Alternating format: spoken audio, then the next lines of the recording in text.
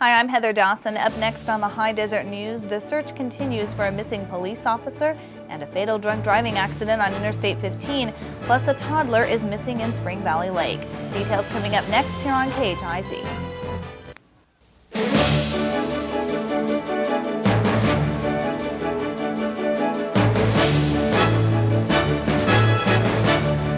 And now, High Desert News with anchor Heather Dawson, sports with Scott Galetti, and weather with Jim Dillman. Here on KHIZ. Good evening, I'm Heather Dawson. And I'm Jim Dillman. Topping the news tonight, the search continues for an Antelope Valley man missing since last week. Tim Maestas has the story tonight from the Devil's Punch Bowl. It's an exhaustive search for an LA County Sheriff's officer missing since Thursday. That's when 37-year-old Jonathan Ajay parked his Ford pickup truck in this parking lot at the Devil's Punch Bowl Park here in the Angeles National Forest. He hasn't been seen or heard from since. They haven't found any trace of anything except the deputy's truck that is still here in the parking lot. Over 70 people from all over Los Angeles County are combing 100 square miles of this place called the Devil's Punch Bowl. Rolling mountainsides, rugged rocky terrain, and thick bug-infested brush are what they must contend with. Because Ajay's an experienced hiker and backpacker, search personnel are confident he can survive. The weather the way it is not a concern. There's plenty of food sources, there's lots of water. He's got the experience and training that allow him to stay out here as long as he wanted to. Air Force personnel used night vision to help with the rescue yesterday, but found nothing. About 10 dogs are on the prowl, but the weather is making things difficult. Well, the scent deteriorates in the heat, and also the scent rises, and so it gets above the dog's head, and they can't then pick it up because it'll be way high. Authorities aren't ruling out suicide, but Sergeant Sauer, who's worked with Ajay at the Lancaster Sheriff's Station, says Ajay's not the type. He's not the kind of person that would go off to, kill himself, and he's not the kind of guy that would hide from us. Search personnel suspect Ajay might be lost, that he might think he's still on vacation, or that he might have fallen over or hurt himself somewhere among all this land. Around noon, search teams spotted one man from the air, though that individual did not fit Ajay's description. The search will last as long as it can, though sheriff's officials say they'll lose one helicopter tomorrow because it's overdue for inspection. They'll lose SWAT team members currently involved as well. Rescue dog teams are prepared to stay tonight and into tomorrow. The search has reached a fevered pitch right now. Many of the people searching are here on their own time. Let's hope time doesn't run out before Sergeant Jonathan Ajay can be found. At the Devil's Punch Bowl, I'm Tim Maestas for KHIZ. Ajay is married with one young daughter. His family is among friends right now. The search will end tonight at dusk and continue tomorrow morning. It was a happy ending for another missing person in Big Bear Lake. 5-year-old Marcelino Sanchez was found Sunday morning after being lost in Holcomb Valley since Saturday morning. We spoke with CHP Chip Patterson, the San Bernardino County Police. Well, we're very happy. It doesn't always turn out this way, but we were lucky enough. This little 5-year-old made it into some open spaces where our helicopter spotted him about 9 o'clock this morning. And I talked to the pilots, and apparently he waved to them, and they radioed to the command post. We see a child, and they landed and picked him up. Did he say how he got lost? Well, he wandered away. He was playing with his dogs. A family friend who was camping with them had 3 dogs. And he was playing with the dogs and actually ended up getting out of sight of the campsite, and then he was lost in the woods. What was his reaction to all the fuss going on about him? I think that he maybe was a little excited about his helicopter ride. He was in pretty good spirits, and I think he was in better shape than we expect him to be in. He was hungry and thirsty, of course. He did have a full sweater on, which we didn't know initially. We were told he just had a tank top on. So obviously that helped him last night because it didn't dip down as low as maybe the 30s. But he looked like he was pretty happy. The boy, who is from West Covina, wandered off with his dogs during the family camping trip. Canine units and sheriff helicopters searched the area for 24 hours and found the boy in good condition at 9 a.m. Sunday morning. A missing toddler was reported in Spring Valley Lake today. The 2.5-year-old boy was last seen at the lake's beach and was wearing blue-green shorts. He is described as Caucasian with brown hair, and sheriff's helicopters were called in at the time of this broadcast.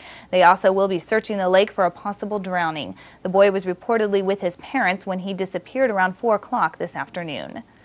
In other news, a Brazilian woman lost her life this morning in a fatal drunk driving accident. The 32-year-old woman, who has not been identified, was riding in a Lincoln town car that was hit by a white van driven by 32-year-old Manuel Lucero. Lucero was driving southbound in the northbound lanes on Interstate 15 north of Baker at 5:17 this morning when his van hit the Lincoln in the passenger door. The victim was ejected and pronounced dead at the scene. Lucero was taken into custody under suspicion of drunk driving. One other person was seriously injured and taken to a hospital in Las Vegas. It's been just over a year since Megan's Law passed, and so far officials say it's been a success. KHIZ reporter David Wylie has more. Megan's Law is working effectively in California, so says Attorney General Dan Lundgren. Megan's Law has given Californians unprecedented access to information about sex offenders. Since the law was passed in 1996, more than 24,000 people have scanned a sex offender CD-ROM like this one at the Victor Valley Sheriff's Station. The computer contains information on 64,000 sex offenders. While many people have checked out the CD-ROM statewide, officials at the Victor Valley Sheriff's Station say only a few people have come by every month. Megan's Law also allows local law enforcement to notify residents when a high-risk sex offender moves into their neighborhood. More than 8,000 Californians have been told about serious sex offenders living in their area, including the highly publicized case in Spring Valley Lake where several sex offenders were living in 2 houses side by side. Vocal protests forced the men to move. Attorney General Lundgren says Megan's Law has already spared countless children and families from the advances of sexual predators. If you'd like more information on California's Megan's Law, you can access the Attorney General's webpage. David Wylie, KHIZ News. In other news, the crime in California dropped 6.9% in 1997, and the violent crime rate is down 7.9%, according to statistics released today by Attorney General Dan Lundgren. This is the 4th straight year that crime has dropped in every category. Lundgren credited the drop in crime to the 3 strikes law. Juvenile arrests have also declined by 23%, and homicide has decreased by 52.8%. Lundgren credited curfew laws for the decline. Police are still looking for a bank robber who held up the California State Bank in Victorville Friday. He escaped with a bag of undisclosed money and was running down a Victorville alleyway near Bear Valley Road when the dye kit exploded. Sheriff officials believe the suspect will still have red dye marks on him, and anyone with information on this robbery is urged to contact the Victorville police. No one was injured during the robbery. Police are looking for an armed juvenile who carjacked a Victorville woman and threatened to kill her over the weekend. The suspect, who has not been identified, and the victim, 25-year-old Angela Porter, drove to an open desert area off of Boulder Road on Sunday to target practice when the incident occurred. Neither the car or the suspect have been found, and he is suspected to be armed and dangerous. The vehicle is described as a 1986 white Ford Escort with tinted windows. The right rear passenger window is plexiglass and is cracked. Anyone with information on this car or the incident is urged to call the We Tip line at 1-800-78-CRIME. The toll-free number is 800-78-CRIME. Well, summer is finally here. Is it going to stay? Oh, yes. It was really here today. We topped out at 94 degrees. Whew. Good news for everyone, but then again, we felt it today. We did feel it. It's been cool. Hot weather is here. We'll talk about it later on in this newscast. Stay with us. Welcome back to the High Desert News. I'm Scott Galetti with this look at sports. The High Desert Mavericks ended off the first half on a high note at the Diamond. It was an up-and-down night for the High Desert Mavericks as they downed the Lake Elsinore Storm 9-6 last night at the Diamond. The Mavericks trailed 3-0 until the 4th inning when they erupted for 5 runs. John Adams knocked in Jared Patterson and Kevin Clark on a double to make it 3-2 Lake Elsinore. Kevin Sweeney was the next batter. He would knock in Adams on a drive down the right field line as Adams would score the tying run to make it 3-3. Rod Barajas then came up. He would make it 4-3 on an RBI single as the All-Star produced for the High Desert Mavericks, as that would score a run on the play. The Mavericks made it 6-3, but the Storm tied it in the 8th, and they sent it to extra innings. A lot of action in extra innings. Both teams had their share of opportunities to win the ball game, but Tim Grieve came up with the big strikeout on Nathan Murphy with the bases loaded. That would send it to the 11th inning. Jenzy Sandoval opened up the 11th inning with a one-out triple as he would send it soaring to left field. Off the left field wall, Sandoval motoring around, and he would collect a triple and put the Mavericks in good shape as they would have the go-ahead run on board with just one out.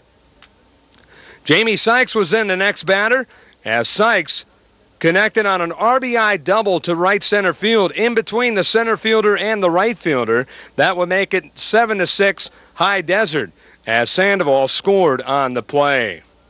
Then Jackie Rexroad came up with another RBI as he singled in Sykes up the middle, as Sykes would score the 8th run for the Mavericks to make it 8-6. The Mavericks got one more on an RBI walk to make it 9-6 and to make a winner out of Tim Grieve. The Mavericks finished off the half at 38-32. Manager Don Wakamatsu talks about the first half. We've had quite a few injuries towards the end of the first half, and hopefully this the 3 days off will give us a chance to get those guys back on track. And offensively, we've jumped our numbers up a little bit. I think some guys are starting to swing the bat, but the main thing is just giving these guys a couple days off. We've played 27 days in a row now, so we're looking forward to 3 days off and hitting the second half with a strong start. Let's take a look at what happened in the Cal League last night as we look at the scoreboard. Lots of action. It was the Mavericks over the Storm 9-6. Grieve with the big win. He's 2-1. The Mavericks 38-32. Modesto a winner over Lancaster 5-1. San Jose got by Rancho. Visalia a winner over San Bernardino 7-1. Stockton an 8-1 winner over Bakersfield. No action tonight. The All-Star game will take place tomorrow in Lancaster. In the big leagues tonight, the Anaheim Angels are in Arlington, Texas to take on the Texas Rangers. Yesterday, the Angels lost to the Rangers 4-2. The Diamondbacks fell to the St. Louis Cardinals 2-0, and the Dodgers lost to Colorado in 10 innings 3-2. Well, the Chicago Bulls won their 3rd straight title with an exciting 87-86 victory over the Utah Jazz last night in Salt Lake City. Michael Jordan led the way with 45 points. He hit the final shot with just about 6 seconds left to win it. Tony Kukoc added 15 for the Bulls. Karl Malone led the Jazz with 31 points. So the Bulls win their 3rd straight title, their 6th in the 90s, and in baseball, the All-Star game tomorrow in Lancaster. And that's a look at sports. Back to you, Heather. Thanks, Scott. In other local sports, races at the Victorville Auto Raceway were underway on Saturday. The winner for the 25-lap main event for the modified division was Bob Forrester. The 5/8 scale super modified winner was Ron Larbenway of San Diego. Rounding out the night in the 360-car sprint cars was Will Perkins of Hesperia. Perkins got the lead after the leader crashed with 2 other cars after lap 13. And the super modified, the 6th car pushed out the number 9 car in turn 3 and then flipped on its roof. The races will continue this Saturday at the Victorville Auto Raceway, and once again, the winners will air right here on KHIZ TV 64. In medical news, summer camps have traditionally been a breakaway for parents whose kids need some diversion for the long, hot days of summer. But there is a new idea about camps for both children and adults, a camp that teaches a person how to deal with a major disease process against the background of nature. It's an opportunity to convert a vacation into a pleasurable learning experience that can make the difference year-round. In tonight's 60-second house call, Dr. Bob Lanier examines the dynamics of asthma camps for children and adults. He's been doing summer camps for asthmatic children for years, and Dr. Robert Rogers is still enjoying it. Well, I'm not sure really who learns more at camp. It's the kids or the doctors and nurses and therapists that work there. It's a great chance to see them when they're not in the office environment that's threatening, and just see them out having fun and doing kid things. One observation that all camp doctors make: kids are easy to control with a chronic disease like asthma when they're at camp. Now, maybe they're away from their pets and maybe they get their medicines on time, but even tough kids usually do well. the routine they get into carries over to the rest of the year. If you'd like to learn more, send a stamped self-addressed envelope here to the station with camps on the outside, or access my webpage at www.askdrbob.com. I'm Dr. Bob Lanier. The cost of these camps aren't usually more than a normal summer camp, but the opportunities to interact with other adults and kids with the same problems make it a unique experience. Medical camping is a relatively new idea, and it really works to give people with chronic problems the confidence and knowledge they need to deal with problems that affect them for life. It's a healthy thing. Ron Wilson's financial update is coming up next after this short break. Stay with us. The local report will be right back with the latest weather information with Jim Dillman. Welcome back, everyone. We have an update on the story that we reported earlier about a missing child at Spring Valley Lake. The Hispanic boy, the 2-year-old boy who was missing at the lake, has been found. The toddler was taken by helicopter to Victor Valley Community Hospital. His status and identity have not been released. The family was picnicking at Spring Valley Lake and the toddler was playing on the beach when he disappeared at around 3:45. Again, his status has not been updated. And Jim, on a lighter note, the weather has been nice today, and it's been very nice. Just quickly, the weather is warming up. People are heading for the beach, for the river, places like that. You've got to be very, very careful. And keep an eye out on the little ones, too. Just a second, that's all it takes. 94 degrees today. Oh, not a good day to do lawn work, I'll tell you that. 94 degrees is what we topped out at today, and it's going to stay that way for the next few days. Let's take a look at today. Here's what we have. The overnight lows tonight will be mostly in the 50s. Now, high pressure, both surface and aloft, will keep weather sunny and warm and seasonable. Summer is finally here, and it felt like it today. The barometric pressure topped out today at 29.90. Humidity dropped from 56% this morning to only 15% right before news time. Winds out the southwest at 8 to 16 miles per hour. They peaked at 25 miles per hour, but that was in Barstow, the Victor Valley. Really very pleasant today. Well, we'll continue to have gusty winds in the afternoons and evenings, up to 25 miles per hour for the next few days, possibly higher at times in certain areas. Now look for the June gloom to be over with. That's right, warm weather is here, normal warm weather. No clouds expected until, well, maybe possibly Wednesday, but still no rain in the forecast. We will continue our warming trend for the next few days. Let's take a look at our 5-day forecast. For tomorrow, sunny, breezy, 93. You wanted warm temperatures, we got them. We are into the 90s. Same thing for Wednesday as we move into Thursday. You also notice that the overnight lows are mostly in the mid-50s now. Thursday, about the same, 92 degrees. You won't notice a big difference between 93 and 92. It's going to stay about the same all the way through the week. A little cooler on the weekend. Sunny, breezy, 90, 55 for the low. 89 as it cools down just a little bit on Saturday as we head into the weekend, but you know, any place from the upper 80s to the low to the mid-90s, we're going to take. Yes, thank you very much, Let's Jim. look at weather. And now Ron Wilson has tonight's financial update. Over the past several weeks, we've talked about the 5 C's of good credit, the things that lenders look for in terms of making the right loan decision. But there's something going on behind the scenes that I didn't tell you about, and that's the 5 C's of bad credit. Those are things that they're looking for as a lender. We're really their boss, the lender's lender, the chief credit officer is saying, don't let these 5 things happen to you. One of those would be complacency. Can you imagine that a lender would actually be dependent on the information he has to the point where he or she becomes lazy in the process? They feel, I've got the financial information that was good a year ago, 2 years ago. I have the tax returns that show income. I don't need to worry about business trends. This guy has always paid. And indeed, many of you as borrowers say, hey, listen, I've always paid you. It's never been a problem. I pay on time. And that's understandable that you would feel you're entitled to the next loan. But the homework still needs to be done. The homework is still critical. It's what we call due diligence. So for a lender to get sloppy and rely strictly on the past, strictly on your good credit, is complacent. There is no room for complacency with a lender. Consider that when you go into the lender, because many people feel like my reputation should precede me, it should be a slam dunk, there should be no problem. Why do they need to do any homework at all? They know my reputation. Well, while your reputation is important, while the credit rating is important, we've talked about that, your character is important, it still doesn't mean that the lender should say, you can have anything you want, no questions asked. We don't need updated information. We don't need any additional credit checks. We don't need to see your bank balances. No, they still need all of those things. They still need to do their homework. So complacency is certainly an issue that lenders must face. Another one is carelessness. That's a big one. Simple carelessness, such as not recording a deed of trust. If you can believe this, I knew a lender in the state of Washington with a master's degree who secured a real estate loan with collateral. However, the collateral, namely a deed of trust, was never recorded with the county. So when that loan went bad, and it was a $500,000 loan to a medical group, he could not foreclose on the property because of his carelessness. He never had the deed recorded, therefore it didn't exist from a lending point of view. Sure, there were lawsuits. Sure, there were ways to attack that situation.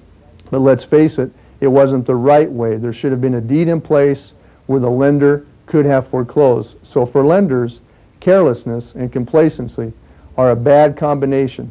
Now you know a little bit more about what those lenders are looking at behind the scenes. They're being told, don't be complacent, don't be careless. This is Ron Wilson. You have a great week. And now for an American Moment with James Earl Jones.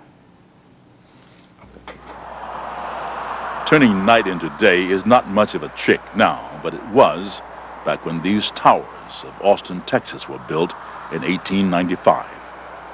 Remember that electric light had only been demonstrated publicly for the first time 16 years earlier.